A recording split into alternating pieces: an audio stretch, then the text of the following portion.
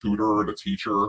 I've been a professor, a college professor, and then I worked at the radio station for a long time. And now I've been at Centrotherm now since I feel like I was a wee lad, and now I'm like a grizzled old veteran here, moving up the chain at Centrotherm. As I started as like little marketing like intern almost, and then I did a bunch of sales, and then I was marketing and sales, and now I'm the marketing and communications manager. Definitely is my first HVAC anything. I will never forget my interview at Centrotherm with a friend of mine named Jim.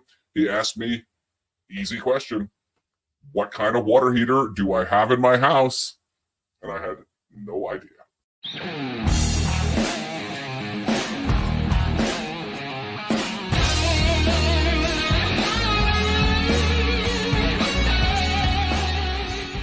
Hola, what's up, everybody? Welcome and welcome back to the Reliable HVACR podcast. If you guys are watching this on YouTube, make sure you're subscribed, like, comment, all that good stuff. If you guys are listening to this on the audio podcast, wherever you listen to it, please leave a review, get this show out to more people. And if you guys are watching and listening, I truly appreciate it. We would not be here without you.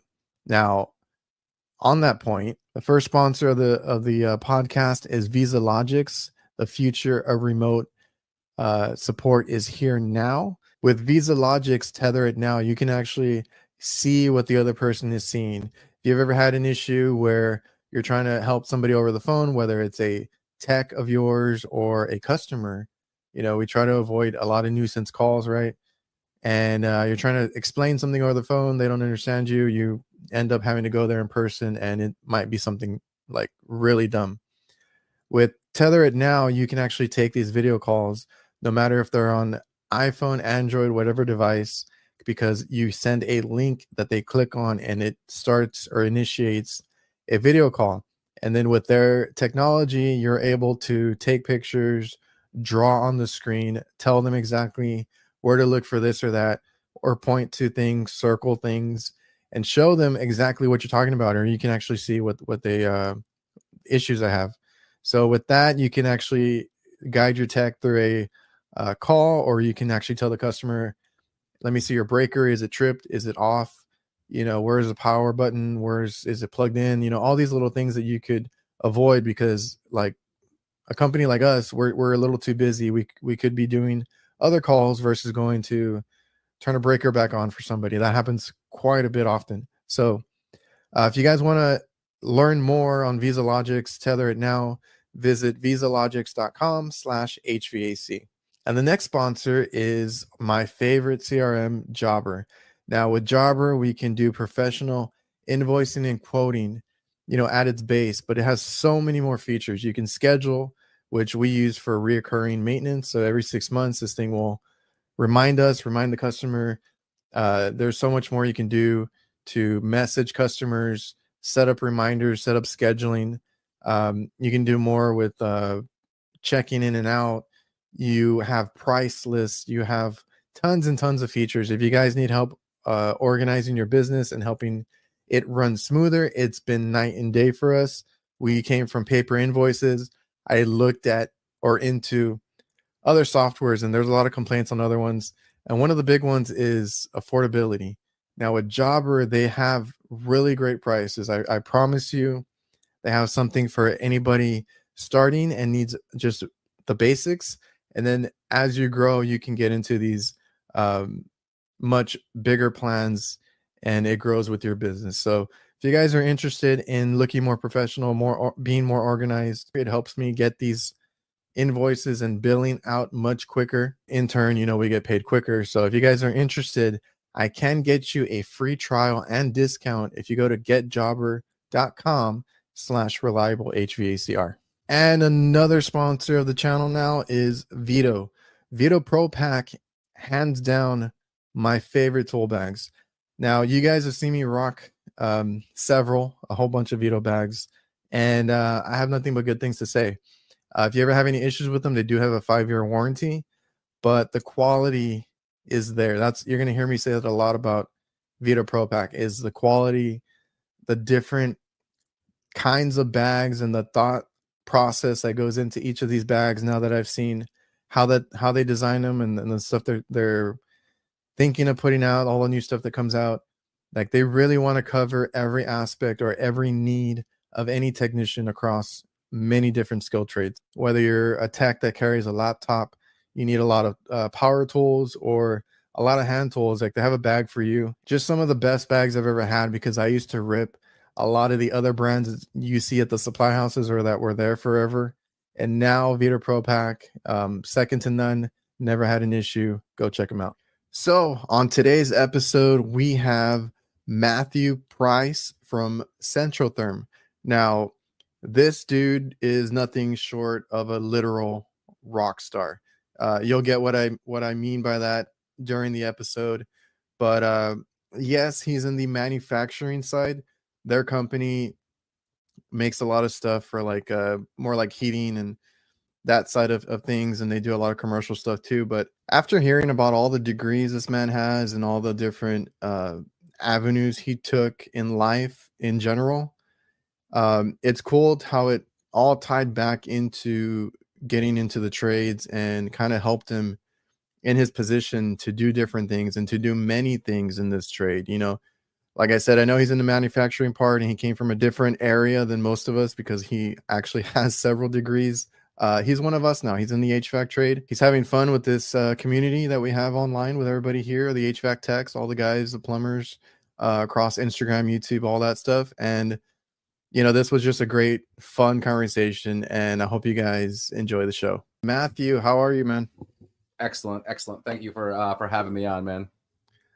No, I appreciate you taking the time to come on. I'm pretty sure you're busy around this time too. Just like when I was talking to Ben, you know, I know you handle some stuff here and there. We got the expo coming up. You got your own event right after that too. I'm pretty sure y'all are busy right now. There is a lot going on. I mean, obviously it's heating season, right? So I work for Centrotherm. We're a heating company, and it's like crazy cold across North America right now. I think it snowed like 4 or 5 inches outside my door just today, right? So things just get ratcheted up for heating season at a heating company. But yes, of course, Centrotherm also sponsors the Tactical Awards. We'll be there, tuxedo on. We'll be walking the floor at AHR. Tuesday night, we have a rep event, you know, our manufacturers, agents and whatnot. We have like a little hospitality thing. We're planning that. And then, of course, we have the South Beach event down in Miami right on the heels of that as well. So the fun never stops. It sounds like it, man. And we'll dive into basically all of what you just summarized right now, because, like I said, a lot going on, a lot of cool things too. So you're up in the New York area, right? Correct. So I was personally born in New York City, but for the duration of time that Centrotherm has existed in North America, until last couple of weeks, the factory was in Albany, New York, so the capital of New York State, which is, you know, about midway between the northern border of Canada and New York City in the south. We just moved the facility. We sort of outgrew our production capabilities in southern Albany, at the port of Albany. And now we just moved in. That's another thing that's making things crazy and hectic. We just moved the entire facility about 16 miles north to Waterford, New York, right? So right up 787, we had to, you know, literally pick up our offices, take the pictures off the wall, mark which desk is mine, you know, and have it delivered to the new rooms and all this kind of stuff. And we're still sort of unpacking. So I mean, it's very, very busy, and of course it snowed a lot today, so it was hectic as well. Yeah, I was going to ask you about that actually, because I had heard that you were moving locations when I was watching Pat's episode when you were on there. So you guys just outgrew and kind of had to up and move. Like how difficult is it? Because like you guys deal with product. I'm assuming it's based out of that facility too, right? Like all the stuff you have. For sure. We do, you know, a overwhelming majority of the manufacturing occurs, you know, on our floor, right? We've got plastic extruders, we've got thermoforming devices, we've got, you know, CNC and 5-axis machines. I think I'm pronouncing that right. I'm just the dumb marketing guy. I barely know anything about this sort of stuff, just enough to talk about it a little bit. But we have all this gear, all of the stuff that powers it, all of like the raw material, all that sort of stuff. I mean, that was probably the biggest thing that was or rather the largest or the most difficult element of moving it. Moving my desk, moving my computer, moving like the picture on the wall. I mean, it's a hassle, but it wasn't like all this this gear, and of course all of the inventory. We moved into a warehouse, or we now have a warehouse that's twice the size, 2.5 times the size, or some incredible amount. It's vast. So I mean, it was a lot of stuff to move, and thankfully someone else had to plan, almost all of it. That's awesome, man. Growth. I mean, that's a good thing, right? You can't complain. But absolutely.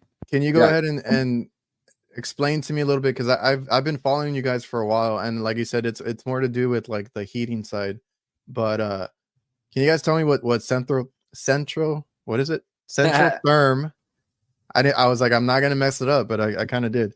Centrotherm, what they do, what they sell, and the kind of products, for the people that don't know. Sure. So, you struggled with the name, and we all struggle with the name, right? So officially we're called Centrotherm Ecosystems, and we are the North American branch of the building products division of a larger corporation that is held in Europe, right? So we have a bunch of sister companies around the world that do sort of similar stuff. We in North America, we have 2 product lines right now. We have a few other things that we work on. We do some plastic molding and stuff for some OEMs, and we have a handful of other things that we do on a very small scale. But our main product line is flue gas venting. So we have a proprietary blend of polypropylene that withstands greater operating temperatures than, say, PVC, CPVC. And when you vent a high efficiency water heater or boiler, you have to take that noxious carbon monoxide and all the condensates and stuff like that and handle it somehow, right? So we make the vent system that keeps the carbon monoxide, away from your family and out, out the roof with the sidewall penetration. That's one of the major product. So that's the one big time, long standing Centrotherm product. And we have a newer product that we also currently offer in Canada openly, and with some caveats in the US, that is ventilation stuff, and it's more plastic. We are a plastics manufacturer at Centrotherm. So vent systems, and then also ventilation systems, which that is the Air Excellent product. It's the green stuff that you may have seen on social media. There's like this really bold green pipe that sort of spider webs through through the ceilings and through the walls and stuff. And that brings fresh supply and return air, keeping your nasal passages, you're keeping your nasal passages non-irritated, not with fresh air, throughout your house off of a ERV or an HRV. Yeah, that's good stuff. Like, and I have to tell people, like, down here in Texas, I don't deal with where I'm at, because like North Texas is getting like snow and crazy weather right now. But like where I'm at the very bottom. So you're in Houston? Or where are you? 6 hours down. 6 hours down from Houston. Okay, so what's that, like Corpus Christi? Like where? 3 hours down from Corpus. Oh my God! All right. So I'm in like most people might know like Brownsville or SPI. There's an island down here, McAllen, South Padre Island. Okay, sure. Yeah. So I'm in that area, and it's just hot here all the time. Like we don't really deal with the heating. Like right now, it's 30-40 degrees outside. That's the coldest. That's the weather warning that we got. It was like, oh, it's gonna get close to freezing, but it never gets colder than that. So like all we do is just open up the doors and the windows, and we're enjoying that free air conditioning right now. So in a place like South Texas, I mean, I don't really know too much about like even further than Houston, but let's just talk like Houston, for example. What we would primarily be able to help with in that area would be commercial stuff, a racked system of water heaters that provides on-demand hot water to a hotel, to a hospital, to a school, that sort of stuff. So we, even though we're a heating company, I mean, we are, we work with all of the water heating, water heating manufacturers as well. And I mean, everybody loves hot water regardless. So, and you need it in kitchens, and you need it in hospitals and hotels and stuff like that as well. So even though we might not be big in, or rather your area might not have like a ton of residential boilers, let's say, Yeah. So somewhere down the line, that Marriott that they're putting up is needs hot water going to 75 hotel rooms or whatever it is.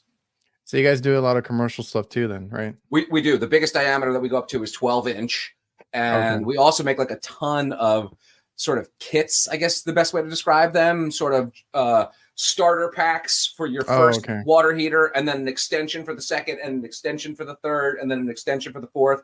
And the way that we typically work that is a smaller diameter comes right off the appliance into a much larger manifold, and then you continue the entire system out with the larger diameter stuff, right? So we definitely do a ton of commercial work as well. We're constantly quoting interesting stuff. The fun thing is when some photos come back, and to be fair, all of them look sort of similar. It's like, oh, look, it's 7 Navians in a row. That's fantastic. But then you find out that it's at JFK Airport, or it's at Citi Field, or it's the Los Angeles Rams practice facility, or all kinds of stuff like that. I mean, we do hotels and nursing homes and things like that all the time. But then there's those like sort of high profile jobs, like you did the stadium somewhere for some pro team or something like that. Yeah. And that's cool because this stuff is everywhere, right? And then you guys are in basically all these markets, because we do mostly kitchen, refrigeration, and cooking equipment. My dad does work on boilers and things like that, water heaters for the cooking side, because they need all that stuff too. And we've done a lot of things, fast food chains, nice restaurants around here, we do hotels, and that's a whole other thing, right? They got their own equipment in that. Sure. We've done a stadium that's here. I mean, I'm in a small town, so it's not a huge stadium, but we've done work here too. It's everywhere. And that's really cool that you guys have a little market to be able to be in all that. Sure, it's fascinating. I was trying to go and visit Citi Field. That's of course where the Mets play, and I wanted to go tour the mechanical room, but really just go to the stadium or whatever. I was trying to get that done, and we still might get that done at some point. Yeah, I mean, you can go anywhere and be like, I just want to take a look at your HVAC system, or what else you got in your mechanical room, Some people are real proud of that. I mean, it was just my wife's birthday, and a couple of friends, we rented this Airbnb, particularly because it had an indoor pool. And so we're in upstate New York, of course, can't go swimming outdoors, right? So it had an indoor pool, and it's this big, vast indoor pool system, humidifiers, and hot tub and all this sort of stuff. And I'm like, hey, I gotta see how you're, doing all this sort of stuff. And this guy was like, well, let me show you, man. And he took me down, and he's like, okay, so here's the tank, and here's the big commercial lock-in bar that I got, and this is how I do the filtration and all this sort of stuff, and all these different zones. And it was pretty impressive. The guy did it himself. He was a mechanical contractor who also created an Airbnb, so you could tell he was kind of like a bit of a mad scientist when he was building his own stuff. So it was fascinating. That's awesome. Yeah, it was. That sounds really cool. And it's everybody always posts that meme of when a HVAC tech goes out in public, and then I got to look at the AC system, or I got to look at the vents or duct system, and it's that's real. We like to see that kind of stuff. How does this work? How does that work? For sure. Like I said, I don't know too much. I'm not a tech, right? I'm just a dumb sales guy, right? So I'm not super technical. I'm not an engineer, but I absolutely will take a peek if I have access to to the water heater and see how what brand it is, and what kind of pumps and stuff are on there. And to that point, I really do enjoy when Terrence does the plumbing reviews underneath the sink at the hotel, and he roasts the hotel or whatever it is for their cheap shoddy plumbing, or oppositely is very impressed by something that they have got going on underneath the sink. So that's always enjoyable. So you being at Centrotherm now, is this your first time in this kind of work space? this trades, were you aware of it before, or is this your first rodeo here? So, well, I mean, I guess it's a long rodeo, because I have been at Centrotherm now. I'm going on, it'll be my 9th anniversary this year. So I have been with Centrotherm for quite some time at this point.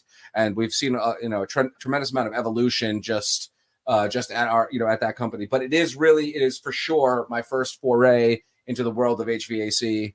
I have a lot of I have 2 English degrees, so English and like literature. I have a Bachelor of Arts and a Master's of Arts, and I have a Bachelor of Arts in music performance, music theory. I was gonna say I've heard that you have like a lot of different like things that you went for and that you have under your belt. So it's kind of cool to see all that stuff. And now you're here in the trades with us, Absolutely, and I love it. But so I worked at NPR was immediately prior to this, so I was a radio producer, which does help lend itself to some of the content stuff that I get to do for Centrotherm, making Instagram reels and playing with audio and doing video editing and stuff like that. But I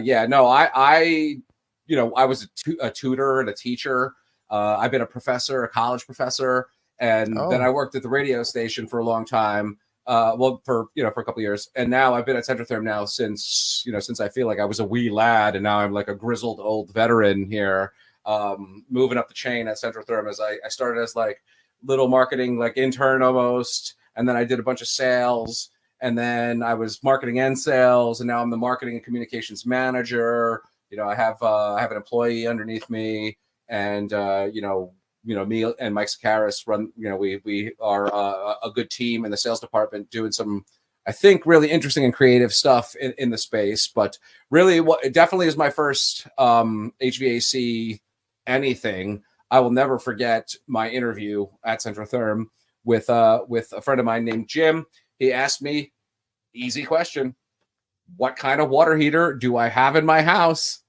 And I had no idea. So now I know I have a tanked A.O. Smith with natural draft and et cetera.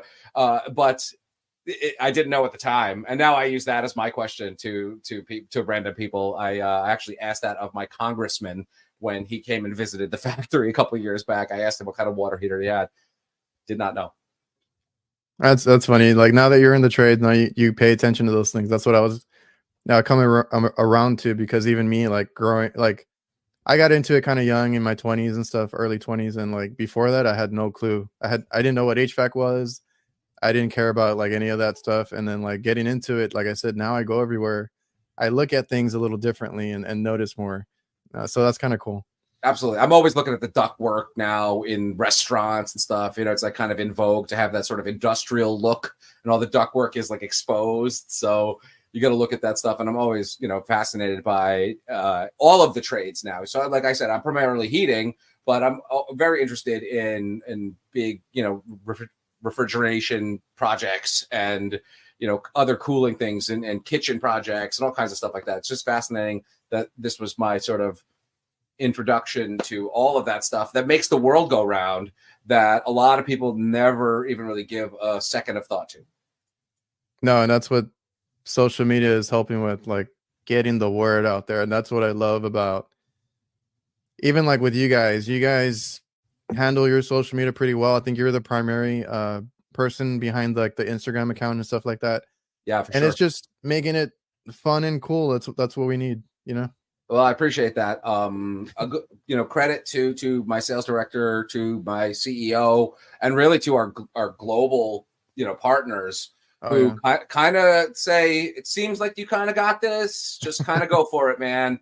And so there's not a lot of, I know of other companies that have a committee of people and have a very rigid process, and a lot of their content, even just their posts are very sanitized, or some people just don't get it at all. And it's really just commercials. So it just feels like sponsored content the entire time, or it's not a priority. So it doesn't even really get done at all. So, we like to think that we do it a little bit different. I definitely try to make it fun and interesting and get everybody involved. And of course, showcase the talent that's in the field doing, actually handling the product, especially.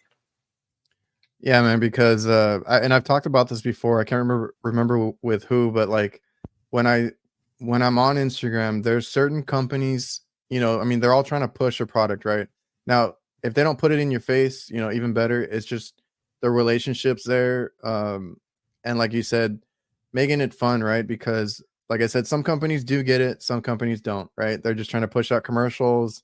They don't really care about getting to know the techs and what we do. We're the ones out there using their product. I'm getting constantly asked for recommendations, right? Whether it's tools, equipment, different products that are out in the field. So you guys are one of the companies that do get it. And like I said, we'll get into some of the other stuff you guys do on there, because like when I started seeing you guys and following you, because I've seen you with Jeff and Mike and all those other guys that are up there, Ben, the same thing. And I was like, I don't know what they do, but I like their page. I went in there and I started looking up, what you guys had and stuff. So I was like, I don't know, it just caught my eye. Yeah, for sure. I mean, you named a bunch of, legendary figures, and there are so many more. It's growing rapidly too. Yeah, I mean, I'm very lucky to have now become very good friends with a number of these guys, and actually, learn from them all the time as well. So that's one of the things that's really nice for me, is to be able to sort of bask in this amazing talent that is really just bubbling through every corner of Instagram, if you know where to look, of course, right? If you're following the right accounts, then there's all this positive stuff and uplifting stuff. I mean, I always talk about this stuff because it's very inspiring. People like yourself and Ben from HVAC Tactical, Ben Thompson, HVAC Strong, Eric Auney, Mechanical Hub. These people are all trying to, make things better, teach people. Mayberry is a good example. Even smaller accounts like Buddy. I don't know if you know Buddy the plumber. For just throw him out there just for an example. Yeah, I've been following some really cool plumbers lately. Yeah, so he's somebody who's got a bit of a smaller account, right? But he's like in the trench and doing it. He's not a media mogul, but he's installing and he knows what he's talking about with that stuff. So he's out there kind of showing best practices and sort of teaching people just by showing. And then I think it includes his son, who I think works with him, and he shows his son doing stuff and learning. It's generational at that point. So it's really, really inspiring to see that stuff. And I'm happy that I can kind of even nurture it a little bit. They're going to use venting in some capacity, right? So that we can sort of elevate and share from our little corner of the whole installation, the whole mechanical room, whatever. I'm going to do that. I'm going to absolutely push that out and support as fervently as I can. And I will say or point out that I like that you used all their real names, because that just shows that you actually know these guys. You're friends with these guys. Because like in the past, I've had people like, oh, like the screen names, right? Everybody remembers the screen name or the logo or anything like that. I always try to get to know them. I'm like, what's your name? Or figure it out, or meet them in person and get to know them, because relationships, that's a big deal, especially in social media. And that's cool that sounds like you know them all, instead of just looking at them as a influencer or something like that. Yes, I mean, I could name 50 more. I mean, maybe 100, cool. 100 more. I mean, it's really nice, and everybody does things a little bit differently, and so there's always something that I learned from it myself. Like I said, I'm no expert. I know mostly about my own product, of course, and very little about other stuff. So I'm always trying to soak that stuff up, because those guys are experts in all of it. So, I mean, it's fascinating to hear about condensate neutralizers and, other stuff that I don't work with. You know what I mean? So it's really nice that part of my job is literally like kind of playing and reading Instagram and learning stuff and interacting and commenting, even if it's just like thumbs up on an enthusiastic okay sign on posts or whatever it is. I mean, that helps with the algorithm. It's supporting in its own way. So yeah, I always tell people who watch or view the stuff that I post, I'm like, just you watching it is cool, but like leaving a comment, dropping a like, that means a lot to us. We don't need like, I make money like on YouTube and things here and there, but it's like, I don't need donations. I don't need all that. Like, I don't really post it like to go buy my stuff, or to go buy or to use my Patreon or whatever it is. Just go watch it, like it, drop a comment. That means more than a lot, because then it pushes out everything else, That's it, right? I mean, that's unfortunately we are all subject to certain algorithms on these platforms that I don't own and you don't own, but we use for various ends. And that just, obviously dropping a comment, just liking it, pushes it out a little further, feeds it to the next person who the algorithm has identified as having similar tastes, and that helps. So I'm getting arthritis, rheumatoid arthritis from liking posts all day and putting thumbs ups and all that sort of stuff on everybody's stuff. I know, man, and I feel so weird because now I'm like on my phone so much, and it's like, no, I'm doing work, right? I'm trying to get my name out there or this out there, and it's like it's just weird because that's the kind of I guess the kind of world we're in now. Everything's like, especially after the whole COVID thing, like everything's online, online interactions, and then trying to push stuff. I could definitely relate to that. My wife definitely is like, thinks that I would live in my phone, let's say. And it's hard because I have to get after my kids for that, and then they're like, "But Dad, you're on your phone all the time." I'm like, "I'm working here," Yeah, for sure. I mean, and the thing about social media also is it's just 24/7 mostly. We do a lot with people in British Columbia. My colleagues are in Europe, right? So there are like posts and stuff that I'm aware of and sort of a part of that are 6-7 hours in the future and 3 hours behind. So it's a really interesting window of time. And of course it's nights and weekends. So like I'll be, a very famous tale that gets told over and over again is like, I'm on vacation, right? In quotes there. And I'm certainly like sharing boiler photos at the Acropolis in Athens, Greece. You know what I mean? Just like pumping out like likes and saying, oh, Colin Sadler, that was an amazing Navient installation. Boom, boom. And then, and then I'm like, oh, and then there is the, I'm in the Roman Agora or something like that in a different country as I should be, taking in that culture. I'm taking in the HVAC culture, through my little square screen. Yeah, it's weird because when I started like my social media, it was at first to run my business or to get some stuff out there for my business and I was going to mention that earlier about the whole name thing. Like a lot of people call me reliable. I have nothing against that. That's fine. I'm actually used to it from work because I show up and they're like, oh, because my handle is reliable HVACR because that's what I want to focus on. But my company name is, or my dad's company name is Reliable Kitchen Services, right? So I got used to it. I show up and they're like, oh, Reliable's here. And I was like, I'm just going to name my Instagram the same or similar, right? And but that's the thing, right? I was trying to promote my business on there and it wasn't working because I'm not looking for homeowners and stuff like that. I only do commercial. But then I started noticing I'm getting people from Australia, New Zealand, like all these crazy countries. And I'm like there's something here. So like I just kind of pivoted and then try to just show like stuff that I do in general, right? Like posting stuff from work and little things here and there. And I'm like, man, this is like it's crazy to think that I have friends in all these other countries or even across the nation and stuff like that. But that's been like the biggest thing to take away from it is all the people that you meet. It's a really tight-knit community. I mean, I think everybody is pretty pumped for AHR next week obviously the Tactical Awards is super fun. And then, just wandering around and picking up hats and socks and pens, shit like that. Yeah, man. Everybody, it's always nice to be like, oh, I haven't seen you maybe from, it's like the last time you saw that person was maybe the last AHR, right? So, yeah, it's always a reunion. Everybody is generally in good spirits, except for the manufacturers who are working, who are feeling a little bit of the stress. Yeah, but you guys are not setting up this time, right? Are you going to get to enjoy it this time? So this is the first time I'm actually looking forward to AHR a little bit because we opted to not exhibit this year. We did just get our booth space for 2025. So, my jubilation will be a little short-lived as I'm going to have to start planning AHR 2025 pretty much when I get back from the Squid Games, whatever.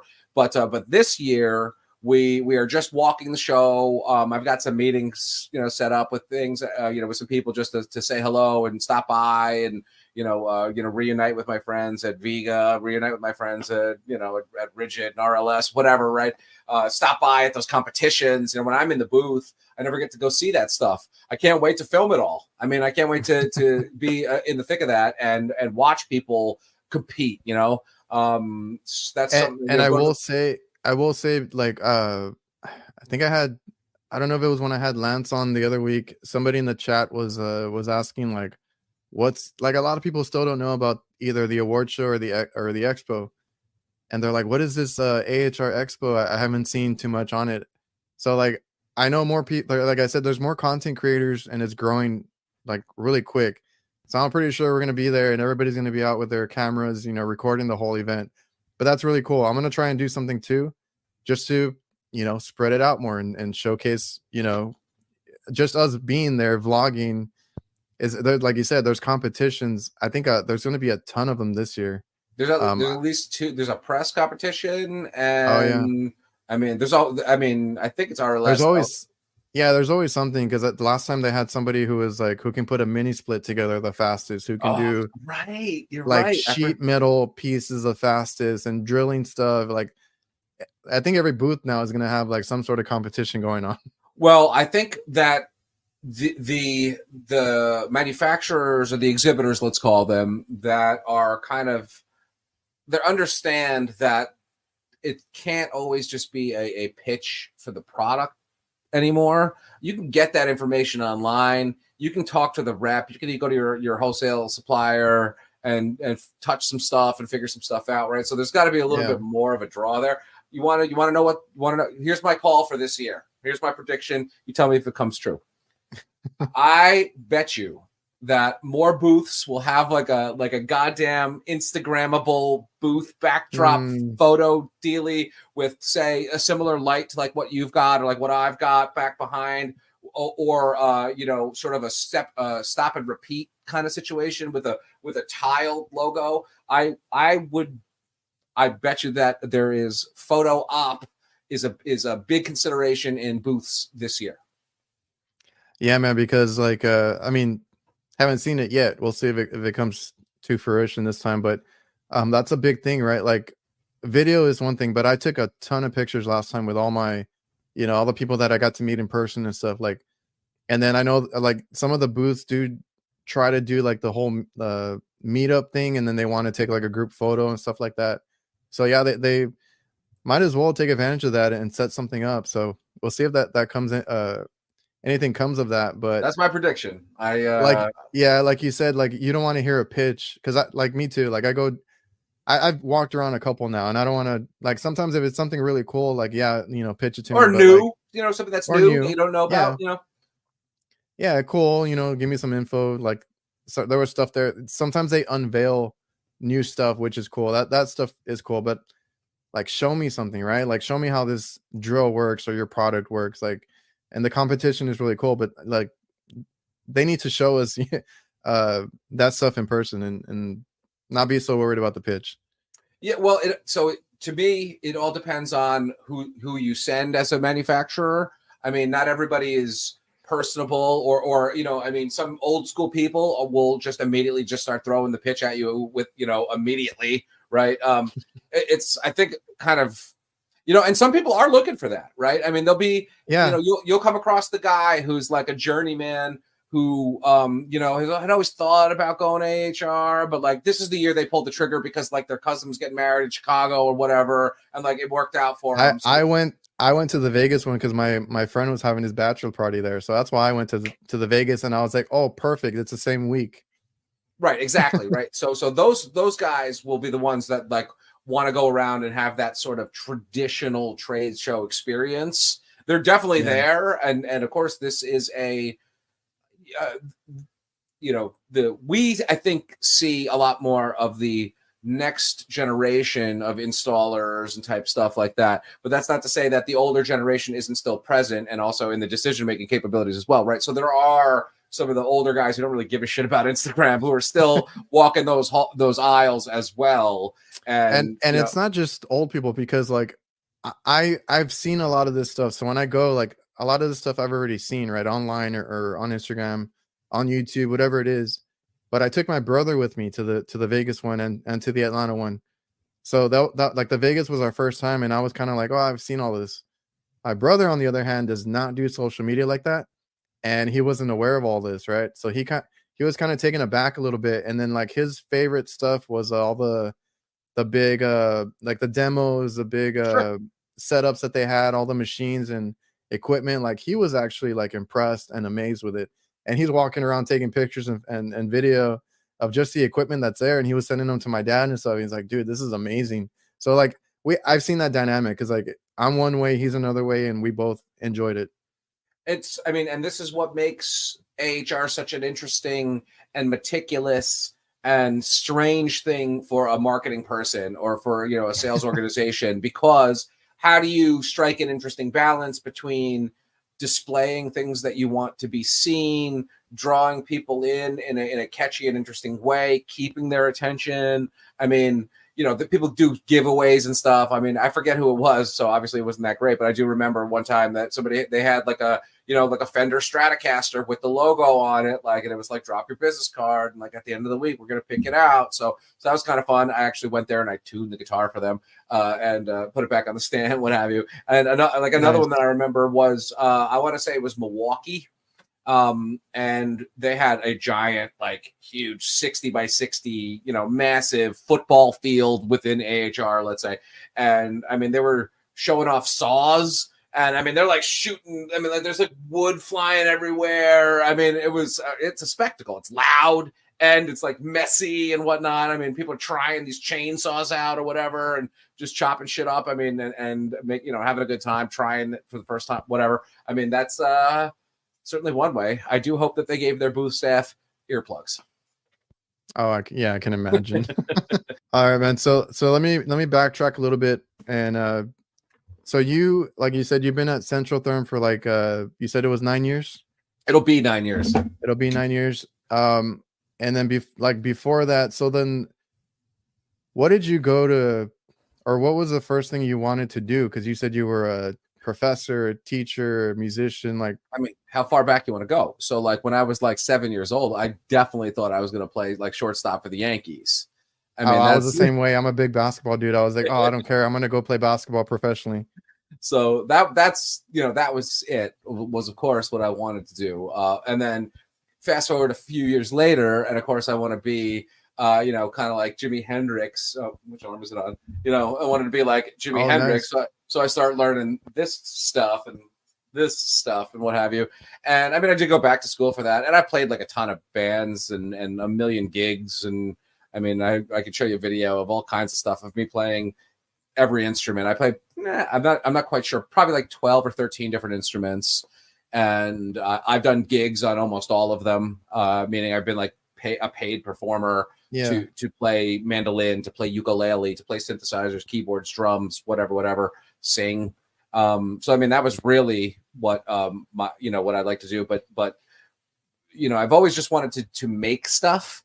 It's funny because there is parallel to building in the trades, what have you. But I'm always just like a maker. I want to make a movie, make a song, make art, make a Photoshop of the president or something like that. Just always making stuff. I like to make stuff. And that's funny because there's a lot of guys that I've talked to that are in the trades and then do social media, and like it's because they're they have that creative side to them too. I was like that growing up too. I tinkered with like Photoshop stuff, a little bit of video editing here and there, and then like lo and behold, hey, that pays off now. I get to do that more now, and it's like I'm getting technically paid for it and stuff like that, and it's really cool to kind of see that come back into play. And so you've always been into that creative side. You did kind of the same stuff plus the music part, and so that all that stuff you went to school for. Like, I know you said you were younger and you kind of learned guitar and stuff, but did you go to school for music? So I went to school for music kind of as an adult. So when I graduated from high school, and then I went immediately and I got a bachelor's degree in English, and right after that I got a master's degree in English. So I went to college and then I went to grad school right afterwards, and that's what I was like teaching, and I was doing a little bit of journalism and stuff like that as well. So you're a writer too? Oh, absolutely. I've got articles published in. After being in the trades for going on 9 years, I am most published in like trade magazines, right? I have an article in the latest HVAC Tactical magazine. I write Nice. I have to write. I have a deadline this week. I have to write an article for PHCC Massachusetts. That's the Plumbers Heating Cooling Contractor Association, right? I know who you're talking about. I work with them too now, and I always forget the letters. Yeah. So PHCC, I got to write one that'll be in. I guess it will be the spring issue, I suppose. But I write one for them, for a quarterly article for them. I've been in Contractor. I've been in PHCP Pros. I've had content on the National Review and MSNBC and stuff. That's not the trades, but I've written a ton of weird stuff, and a lot of my Photoshop work and some digital stuff that I've done as well has also, been published here and there. I actually you got pretty far with some of those other endeavors that you had, and then that, like I said, full circle, that writing comes into play now that you're doing articles for HVAC magazines and stuff like that. Absolutely. And actually, one last thing is I just sold a design to one of my, it's not one of my favorite bands, but like my buddy's favorite band just bought a piece of art for me to make t-shirts and stickers out of that they're going to sell on their tour, selling nice. at the merch stand. So yeah, I mean, I have a lot of irons in the fire. I have a lot of projects that I do. I mean, so another thing that I just did, I wish I had more time to grow like my own YouTube channel. Sure. But I just posted a video the other day. I reviewed like one of these pieces of guitar electronics. A different friend of mine released a custom guitar pedal, is what it's called. Oh, okay. It has a particular effect that it does, and so I got one of those, and then I did a video review for him. Just create some marketing for him. So that's like another thing that I do sometimes is review music equipment and stuff like that. So that's cool, man. Like I said, you've got pretty far with some of the stuff that you've done. So that writing or that English stuff that you did, the degrees and all that, that kind of paid off for you there. No question about it. I mean, did the music come? Well, go ahead. Oh, sorry. So actually, it's kind of fun just to tie it to Centrotherm. The guy who did my interview had a particular respect for people with English degrees. His mother was an English professor her whole life, and also when I was hired, it was obviously my knowledge of HVAC was nil. It did not exist. I had 0% knowledge, and I was mostly hired because they felt that I could spell. They needed somebody who could spell, and I could spell. Yeah. I mean, that's pretty important. Yeah, it is. So that's when I became the guy who kind of writes the, some of the newsletter content and press releases and stuff that goes in, announcements and things. The magazines often will put in, little blurbs about new products or new hires and stuff like that. So I write all that sort of stuff up and send it off to the magazines when we have little bits of information we want to tell to those people. But you were asking, I think, about the music and when it started. I mean, I've been playing guitar now. When did that come into play? But I know, you learned it, I'm assuming earlier, but did you go to, I think you said you had a degree in that too, no? I do. Right. So I got there's a little drawing that I made when I was like 8 or 9 years old. Of this guy playing the electric guitar, and my mom was always asked me, do I want one? And at that time I was so focused on baseball, when I was I don't care. It wasn't until I was 15 where I was no, I think this is for me. And I can actually remember the exact moment. I was being driven to middle school. I was probably in 6th or 7th grade, and again Hendrix comes playing on the classic rock radio station. My mom's dropping me off in literally 6th grade, and something comes on, and it's Voodoo Child, Slight Return, and I thought it was the most badass thing that I've absolutely ever heard in my whole life. And I can remember it was the first time I ever heard it, and I thought to myself, that is just so absurdly cool, so badass, that if I could somehow learn how to do that I too would be cool and badass. So of course I achieved that, but that was the moment then. And then from there, and then I got a shitty beginner guitar for Christmas. And I had a similar thing happen because my dad used to take us to school sometimes, And I always say that about my dad. Like, he always made time for us, right? He did the little things, taking us to school, picking us up, but he was in the trades. He worked overnight sometimes and stuff like that. But I liked it when I went to school with him because he always had that radio, that rock radio station here, the classic rock, and I got heavy into it when I was little, like when I was younger. And he introduced me to the AC/DC, Metallica, like you said, Jimi Hendrix, like all the great classics. And I too wanted a starter guitar. I got that. That's why I was like, I know what a guitar pedal is. Like, I have a guitar pedal. I have a little setup. He got me a speaker. Like, he was really into it too. He's like, let's go. Just never got that good at it, and I kind of let it go. And I was really into sports, when I got older. So like, that's what I'm saying. Similar deal there. I just didn't go all the way with it. Yeah, it's something that I mean, when I picked it up, I knew that that I would never put it down. I mean, I don't get bored practicing, which I think is a problem for a lot of people. My brother that works with us, he's my younger brother.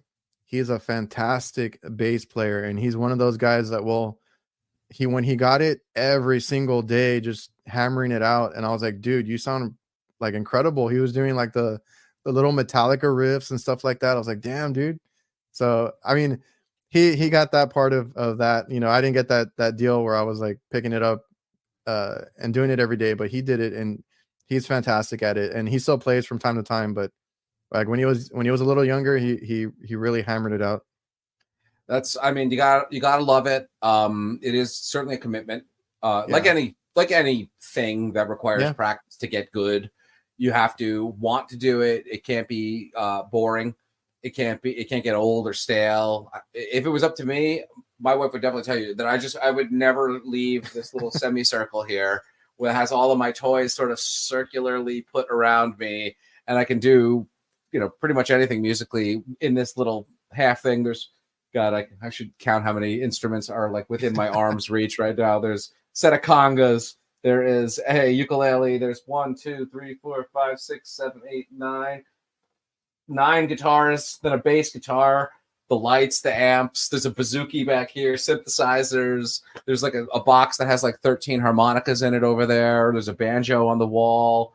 There's a mandolin in a bag, in a case over there. Another acoustic guitar hanging up on the wall. I mean, I've been pretty lucky to be able to get a lot of this stuff, and really, more or less, a lot of it paid for itself in as much as I've used it to do gigs and stuff. I've taken this mixer and this synthesizer and this drum machine and some of these, like, they've come with me miles and miles and set up on stages in various places to do all kinds of different stuff.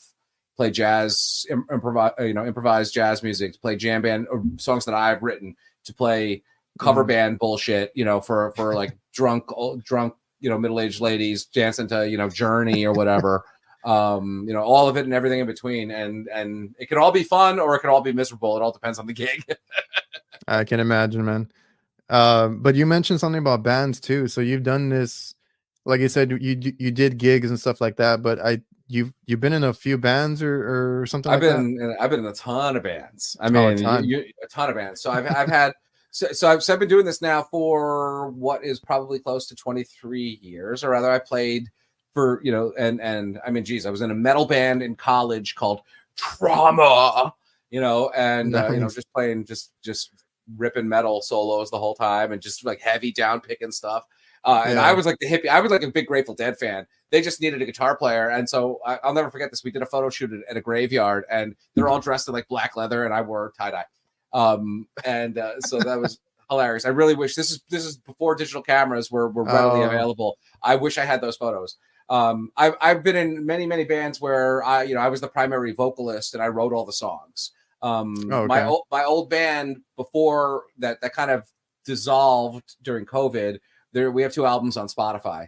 It's all songs that I wrote and we recorded together, right? So I have a bunch of other stuff on Spotify as well. Me and my buddy have 2 albums together as well, just us 2. I've sold music, right? One of the most interesting and fun things that I ever had to do was I wrote a piano piece for these people. I didn't even know them. They were like they found me on Craigslist or something, and it was for them to. They wanted an original piece of music to walk down the aisle to. So I wrote this like lyrical kind of piano piece in E flat. Don't ask me to play it because I don't remember it. I'd have to go dig out the music. But I didn't even met them. I didn't even go to it. I wrote this piece. I recorded this piece, and I sent them a WAV file. And then I assume, pressed play at some point and got married. I never even met them. They like PayPal'd me. Well, that's a cool thing to do, though. Sure, yeah. I mean, it was interesting. It was fun. It was an interesting kind of gig. I wish I could do more of that type of stuff. Be awesome and fun. The gigs, did you go far out to different locations, or where was that? So, I mean, when I was younger, I would say I would never call whatever I've done as touring at all. Like I've not done, like a coast to coast or like, Dublin and then London and then Amsterdam and Switzerland. Like, no, I've never done that. Yeah.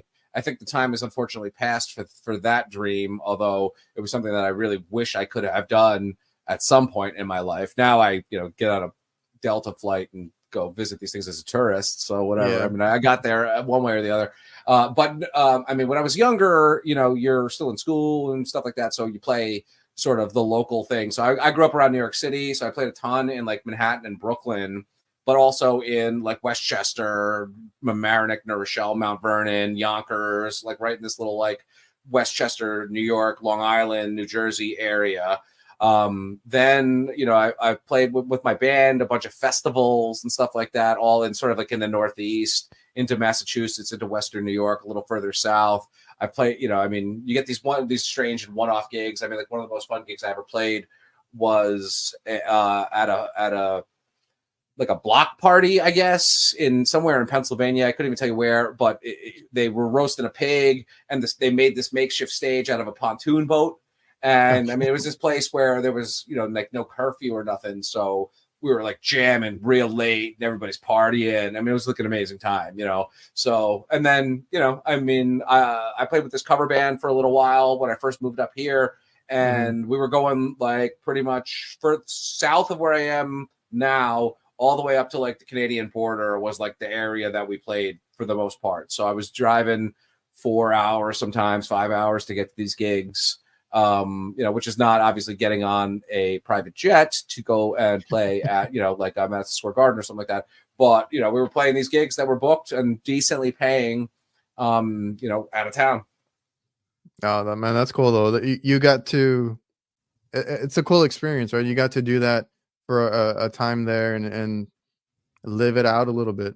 Sure. And I still will do it on occasion. COVID really kind of screwed stuff up. I had, before my old band, we had just released an album and then COVID happened like right at that time. So we had released this album and I had pretty much all of 2020 booked already. Right. So I had like festivals in the summer and I had a bunch of good gigs lined up through like almost the whole year. And then then everything closed down. And during that time, my bass player, who I'm still very close with, I was literally talking with him like 5 minutes ago. He moved to Philadelphia, and we just kind of fizzled out. But so kind of COVID kind of put the kibosh on that in particular. This summer was the first time I played out in maybe 4 or 5, 6 months, 7 months, something like that. When a friend of mine called me and was like, "Hey, I can't make this gig. I got this gig. I can't make this gig. It makes this much money. I need you to do this." And I was like, "Yeah, well, all right, sure, fine." So like I strapped the guitar up. I went over there and we, I played a private party for some people, like, literally 15 minutes from my own house, basically, just like over there somewhere, up the way. And it was fun. It was just like outdoors, just jamming, having a good time. Have a beer, whatever. It was a good time. And that's cool that you still get to kind of like go back to that here and there.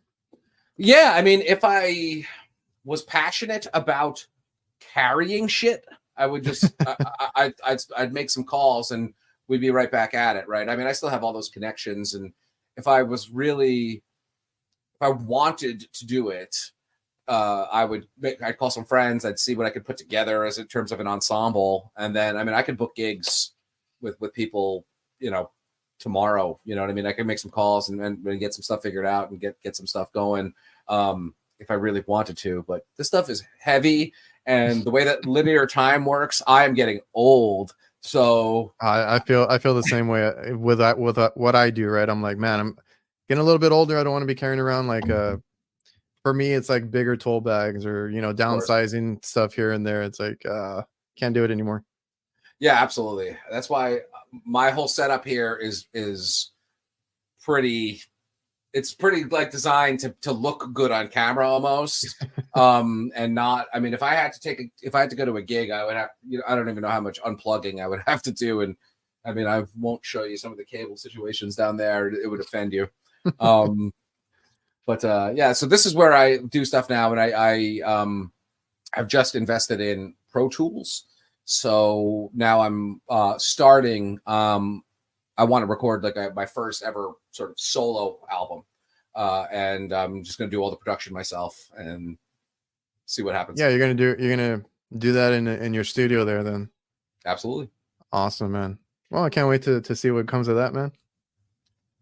I'll definitely post it out. I put my music in various things, right? So at the end, so both the beginning song and the end song of the Centrotherm podcast are just like me screwing around, just making stuff and recording. Oh, okay, yeah. I was gonna ask you about the podcast too. But first, how did you get? So from there, how did you get into designing and what you do, like marketing and stuff? So Mark, I mean, I'm just sort of a natural sleazy sales guy, I guess. So there's, that just sort of. I got a buddy like that. Like he's still my best friend and stuff. Like he would get these jobs and they're always commission based or sales based.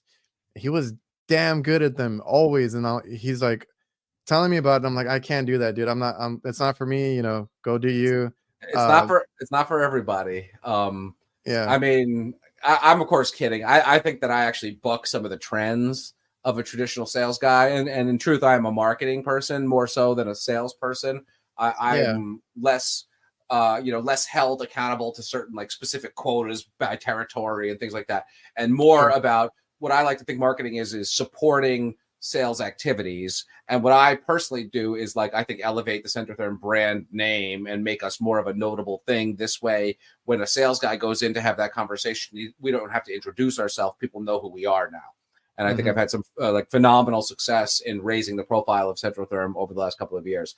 But to answer your question specifically, well, I pirated Photoshop in high school and I never looked back. Right. So I pay for Adobe now, guys, so don't come back to me. That's really what it was I downloaded Photoshop probably in like 1999. And if you could imagine what it looked like back then, man, I mean, it's come a long way. But I loved it. And I started making cartoons and photoshopping my friends and doing all kinds of stupid, insane nonsense with it. And I just messed with it till I knew how every tool worked. And then, I mean, I've just grown with it. And so, I mean, being able to play with Photoshop and then kind of getting a knowledge of like, let's say color theory and graphic design led itself to making flyers for things, making logos for things, right? So promotional support. And then, you combine that with the sort of like the English knowledge, the ability to craft a sentence or a message or a slogan or something like that. And it kind of just all works. I'm not a traditional marketing person by any stretch of the imagination. I don't have a marketing degree. And to be fair, a lot of the stuff that they call marketing in a corporate sense bores me and I don't really want to do it. So, I'm more of like a branding and content and front and back of the camera kind of person with a sort of understanding of how messages land and, also how to, I think, support people and talk to the right people and stuff like that as well. Was all that on your own? Like, so you have no degree in any of that kind of stuff, right? That's all like 100% pure Pryce, man. I mean, that's cool.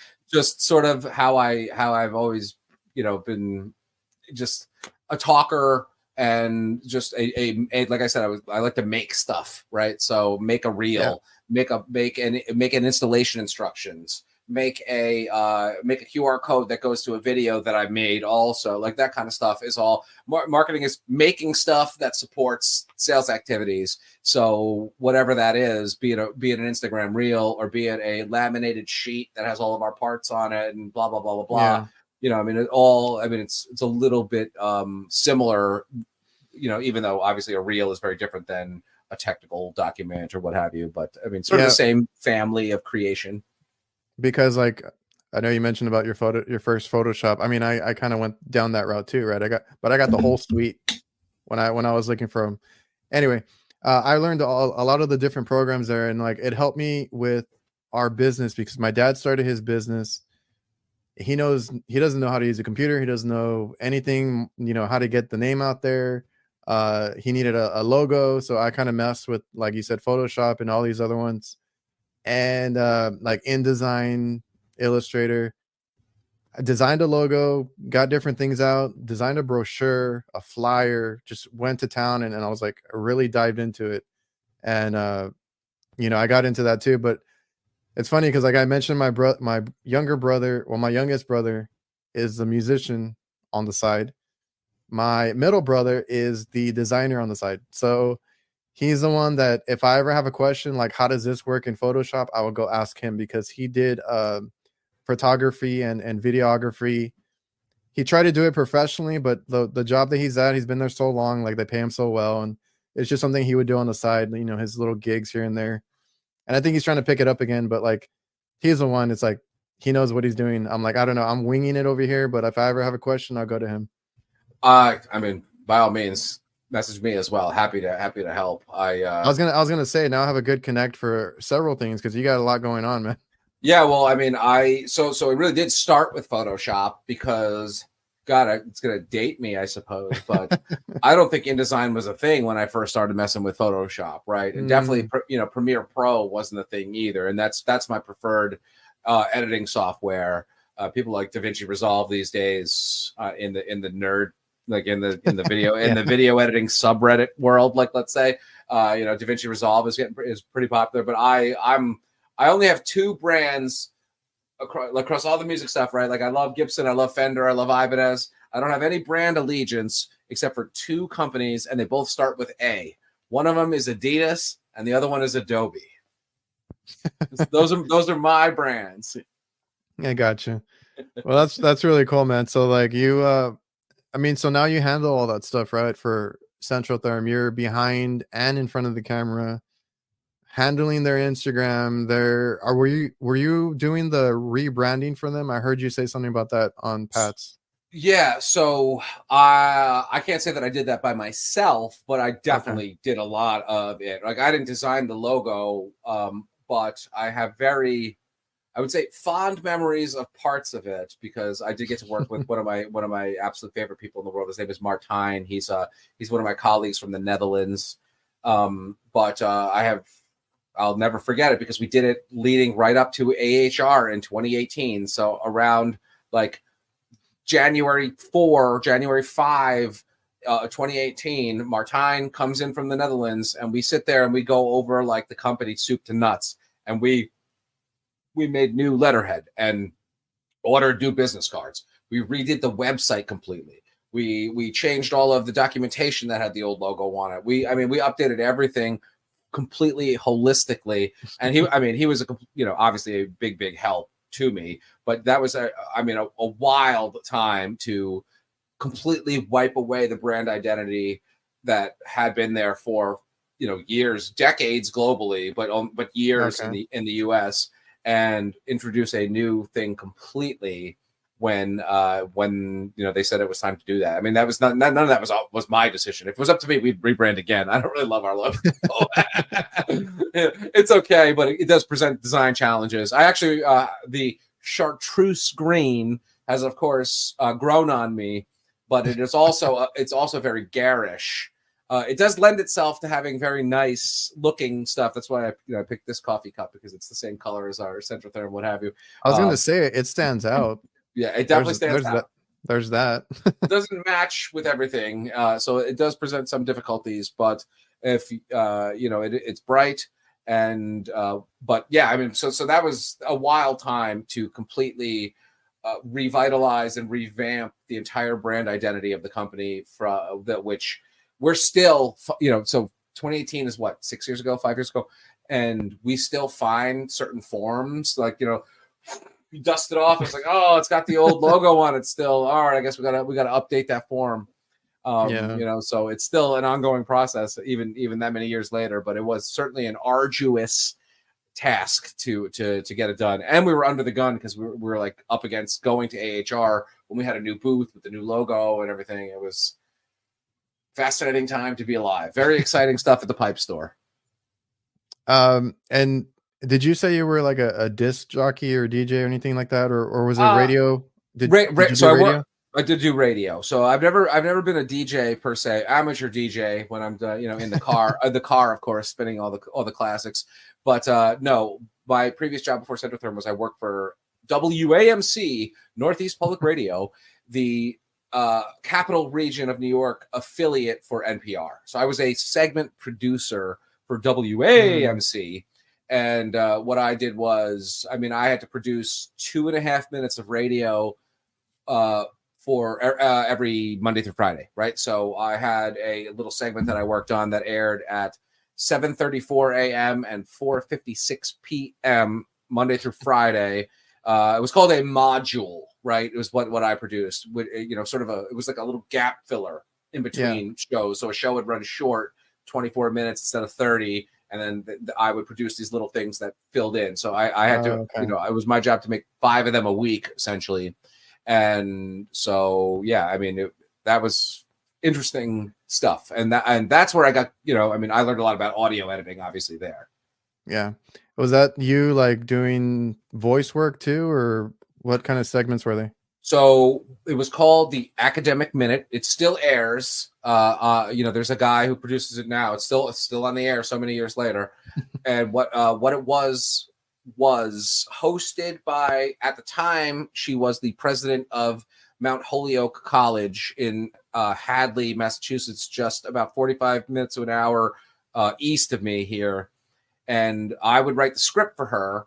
And she would introduce. So she'd come and she'd go, "Oh, I'm Dr. Lynn Pascarella, and today on the Academic Minute, we talk to so and so from Duke University, and he'll discuss his research into biomedical engineering in the ecosystems of South America or something like that." So really, what it was a chance for professors across the globe to discuss their research in about a 2-minute spiel. So I would write the segment introduction, and I would audio edit the recordings. I would help these professors get their segments together, and they would be able to sort of advertise what they were working on. So it was super fascinating because I was talking to people like robotics professors and psychologists and biologists. The only criteria was you had to be a tenured professor at a university conducting research to be on the program. So the segments that we produced were incredibly fascinating, and the most fun part of it was matching up an interesting like pop song to end the thing, right? So the person would, the person was saying like, and that's why I do this research about dinosaurs, and then the segment lady would come on and go like, and that was Billy Jackson of Duke University discussing dinosaurs, blah blah blah blah. And then as she would read the credits saying, the Academic Minute is brought to you by the blah blah blah blah blah, we would start playing bumper music underneath it, and we'd pick a song that was related to the the subject matter of the research. So it was a lot of fun to match material to the research. Yeah, because I was on YouTube first, really, when I was doing my editing and videos and all that stuff, and I was always a big fan of like the music that comes through on certain videos, right? Like, and I'm a big movie person, all that stuff. I pay attention to all that kind of stuff, and that's kind of what I try to do in my videos, right? So music, sometimes that's a tough thing for me, trying to make sure it matches the video, the mood, the whatever you got going on. So That's something that I edit my video and then I go through with the music, and it's like I'm there for a while just going through different types, different styles. So I can admire that kind of stuff. Yeah, it was a lot of fun. I mean, it became sort of a guessing game, right? I mean, or not a guessing game, but like a bit of a game between me Yep. and the program director, trying to find something that was the most suitable, and also no repeats, right? So you can only use it one time. Walk the dinosaur, can only be used the one time for the paleontologist that you had, and you got to find something else next time. Yeah, man, I try to do that too. I don't like to have the same song playing every video, so I'm always like, okay, got to look for another one, right? And I asked if you did any voice work because you have a podcast, right? That you do. Is it for Centrotherm? It is for Centrotherm. So And it's like, is it you and a co-host? It is. It is. My sales director, Mike Sakaris, he and we actually have scheduled, we're recording season 4, episode 1. I like to actually think of it as a TV show because I do the same thing. We're on season 2 right now of this show. Fantastic. And I like to think of it more of a produced TV show because we do video mostly. I prefer the video. I do it from our green screen office, so we do all kinds of bells and whistles behind us and stuff like that as well. And so me and Mike Sakaris, and we've had amazing guests come on. You should come on one of these upcoming months, sir. It'd be great to have you. And I've caught tidbits and stuff like that, and I've seen when you guys are live, like on Instagram, and it's always fun and stuff, and I like watching what I can in the time that I have, but it seems like a fun show. It's for uplifting the trades, right? One thing that I make it very clear is it is not a commercial for the products that I sell, right? Like at all. Sure. And we've had all kinds of people, all kinds of notable guests on, and all sorts of from every corner of the mechanical room, from wholesalers, reps, installers, influencers, big and small, organization members, people from Hardy and like ASA, that's the American Supply Association. We've had all kinds of people. We had advertising guys on who work for trades magazines. And I mean, again, it's just sort of similar to this, loose, conversational, and certainly no jamming of our product, into the face there. We do highlight installation sometimes, but mostly I like to focus on stuff like how well the copper is done, or like there's these guys up in Alberta, Schaefer Plumbing. They're coming down to Miami, with us in a couple of weeks. They love LED lighting in their installations, right? So all of their stuff is super lit. I mean, it's got all kinds of, it's amazing to see these two, cascaded NTIs, and then it's just like glowing blue underneath it or whatever. I mean, it's fascinating. Yeah, I was gonna say it's like the Jeff Jadam type of style. Yes, exactly. He's really big on, yeah, they love the diamond plate as well. I mean, they're really going the extra mile. Those guys, they're great. And I mean, obviously Jeff is another absolute legend and one of the sweetest guys around. Yeah, I mean, he's really cool. One of the first guys that I would talk to on Instagram, and super cool dude. Like a lot of these guys, like I try to mention this a lot, like just message them, ask them questions. They're all happy to help. When I started, I didn't have any following or anything. I hit up him and Mike Mayberry and a whole bunch of guys on there, and they're super helpful. I mean, there is a community of really, really kind folks. And I mean, the people that you just named are all people who have like these huge accounts, and they're still like the most, humble and helpful and down to earth guys. I mean, we had to beg Mayberry to come to Miami. We were like, he was like, give it to a younger guy, like give it to somebody who's up and coming. He's like he's like, find somebody else who can, who will benefit from this more than me. And I'm like, bro, that's awesome and incredible. But we, that's why we want you to come, so we have to talk him into it. So, I love Mike because sometimes I when I would first meet him and stuff, like I saw him at Vegas. That's where I met a lot of the guys the first time. He looks a little intimidating sometimes, right? And then like he's like, hey, like I was like, who I am? And he's like, yeah, and like wanted pictures and super nice dude. Like I love that guy. Incredible guy. I mean, all those guys So just. yeah, I mean it's great. So that whole podcast, whose idea was that? Like, how did that start? Well, I mean, it was when I moved offices for the first time. Well, not for the first time, but like when I moved into the area where I was able to paint the wall with that matte green, I knew that we should do something like a TV show because I knew that I could make it look really cool. So that's sort of the idea. And then, of course, Mike is very supportive, and also he's a big ham too. He loves to be in front of the camera. So it just was natural. And him and I are incredibly close. So we have a natural rapport as well. We have a lot of fun doing it. And it's something it's something that I wish I had more time. I'd love to do 2 a month if we could, but booking a guest and getting it edited and all this other stuff. I mean, it's like very time consuming even to do just 1 a month. And so, yeah, especially the way that we do it with a bunch of different segments and stuff like that.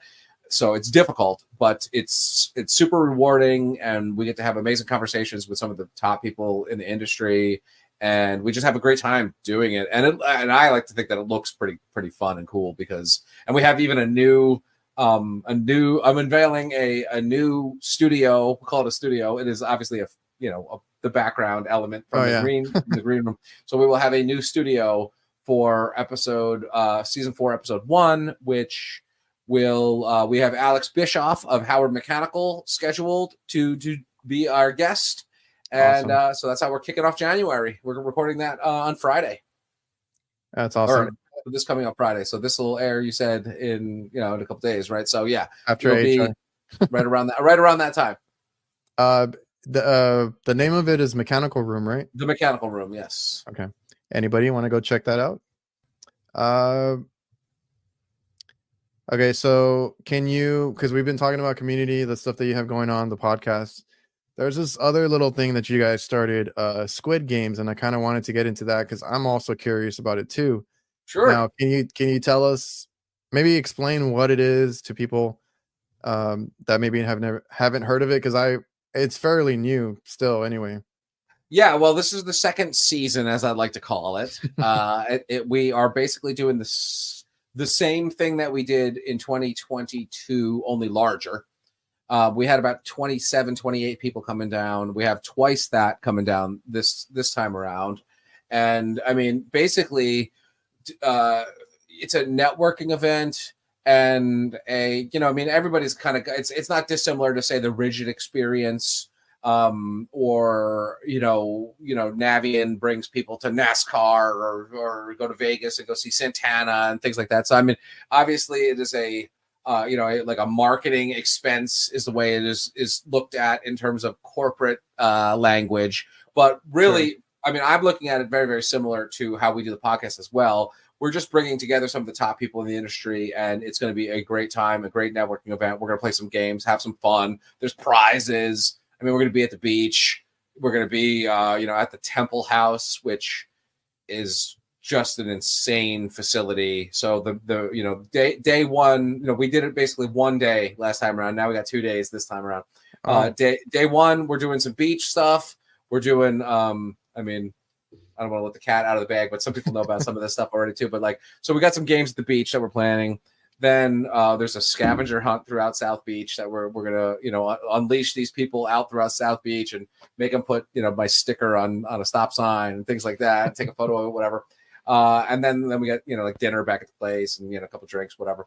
Then the next day is at the Temple House, which I mean I don't even know how to describe this place. It's like as big as a basketball arena basically, and all of the walls and ceilings are white canvas.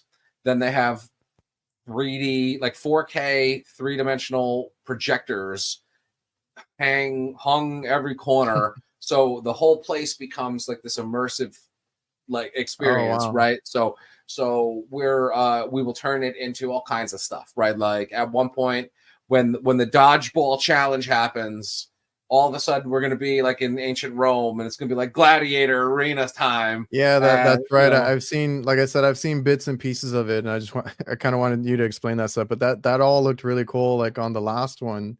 So I can imagine, now that you got your second season coming up, like it's gonna be even better. Yeah, it's going to be fascinating. We have a lot of stuff planned. I'm building like the soundtrack, right? So you know, when all of a sudden we're flying through space, well, you got to have like the Interstellar theme playing, right? Or Star Wars or some shit like that, right? So you know, we're storyboarding a lot of stuff right now, and I mean, it's games, it's you know, networking. So last time around, everything is like bigger and better, right? So last time I got a bunch of temporary tattoos. Well, how do you improve? How do you improve on that?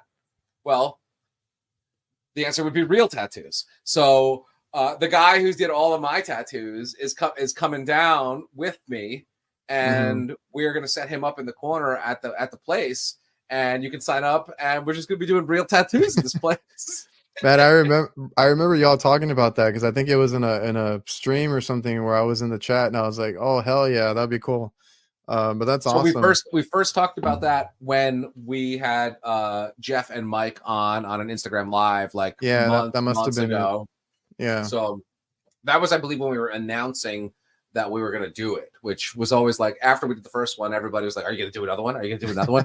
And of course people are now like, when is the third one? When is the third one? And I reply to them. I say, well, I don't know if we're doing a third one.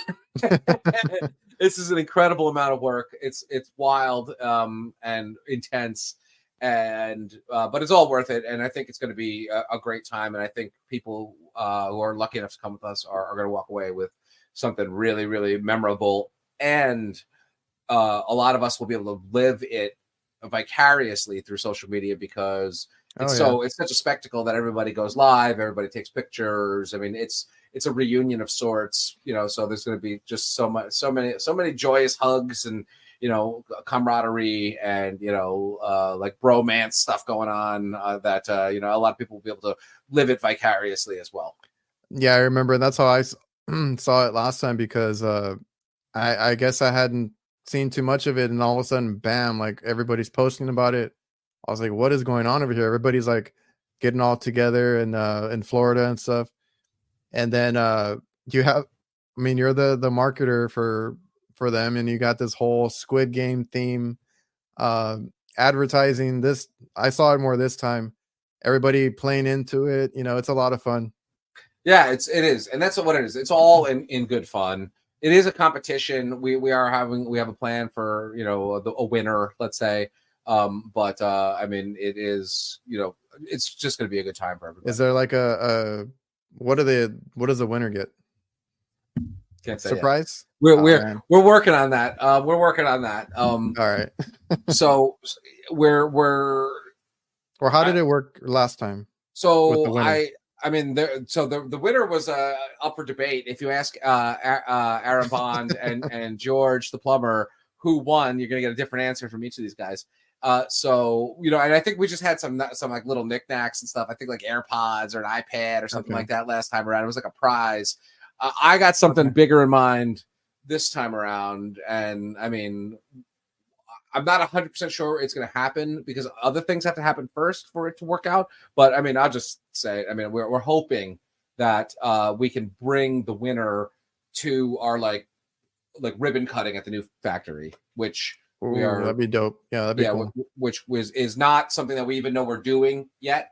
Yeah. But if you know, I mean, that's not my call. That, you know, I mean, scheduling and, you know, et cetera, et cetera. It's not a guarantee that that's going to happen. There'll be something fun and interesting for the winner, no matter what.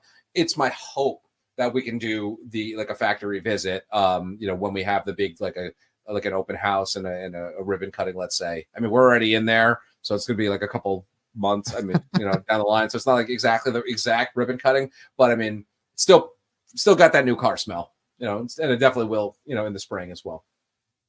Oh yeah, man. I mean, well, that's really cool that whole competition.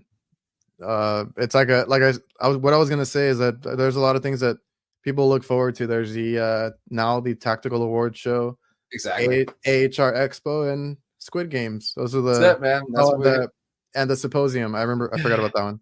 Sure. So there's some good events now for everybody from the trades, specifically HVAC, and we can all meet up and do things for sure like that are fun. Absolutely. let me see. I don't want to keep you too long. I know we're almost at an hour and a half. I did have a question that I kind of skipped over. I forgot about it. Sure. Have you guys ever dabbled in like AI stuff for your marketing? I've used ChatGPT, but I don't for really just for goofing around.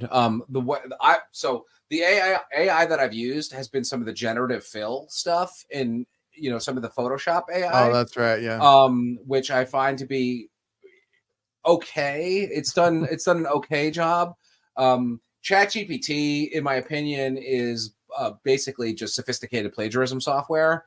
So it's helpful in some respects and also terrible in others. I mean, I played with it in other ways. It had, I mean, if you're following this closely, you're familiar with the term called hallucination. When AI just makes something up, right? Oh yeah. So for my particular product, there's some very exact parameters that need to be, like the dimensions need to be known, and certain temperature ratings and stuff have to be accurate. So when ChatGPT hallucinates made up specs, that is not good and cannot be used. So I'm not a huge fan of like ChatGPT as it is now. I'll use some of the AI stuff in Photoshop to fill out a picture or something like that, and usually I have to edit it also. So it's nothing's been perfect in my opinion. Yeah. But I mean, I've dabbled. I'm certainly aware of it.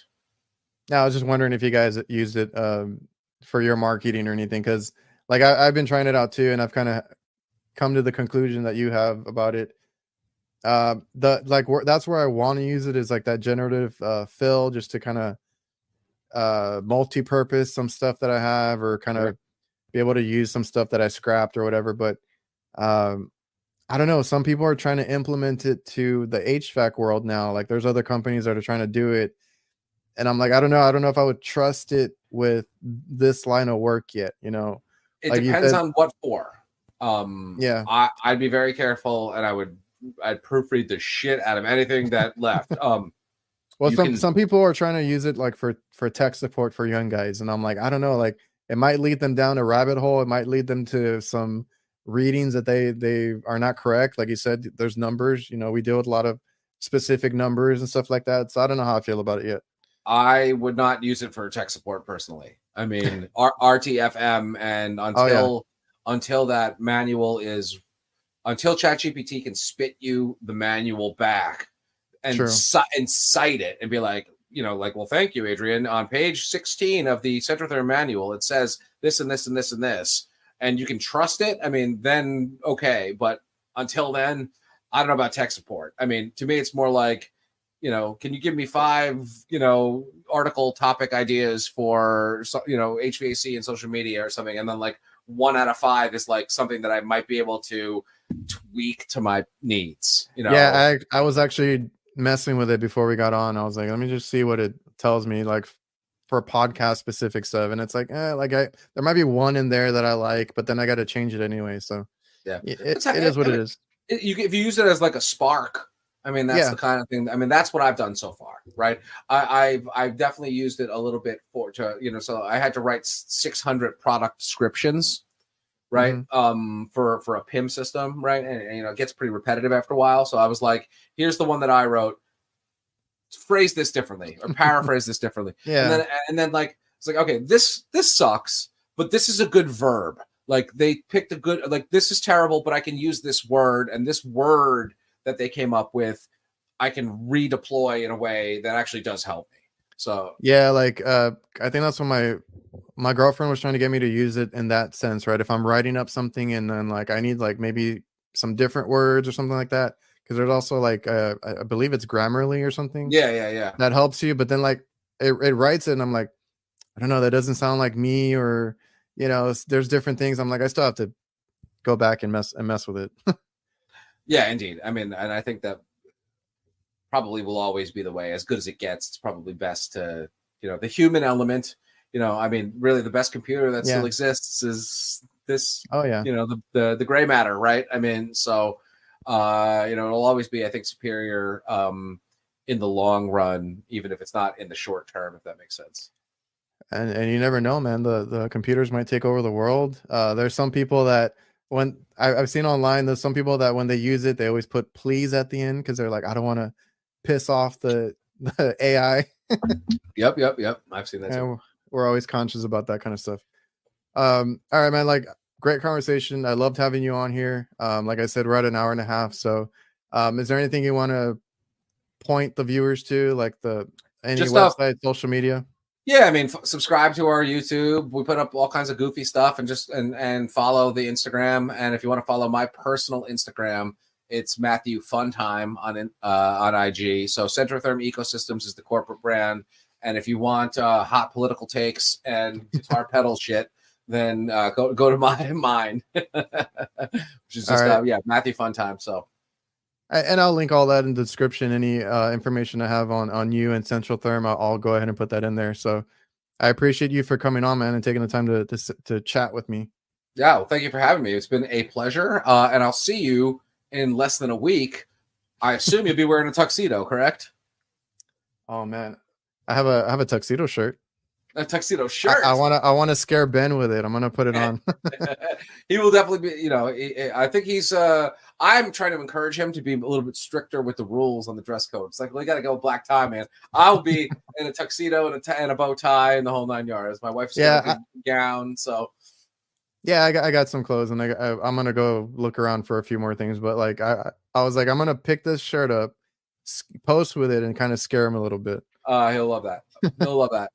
He's the best. The awards are awesome. AHR is going to be a good time, and of course Miami looms on the horizon here. So there's a lot of stuff going on in the Centrotherm world as well. So thank you for having me on to chat about that stuff, and we'll get you on the mechanical room at some point in the near future.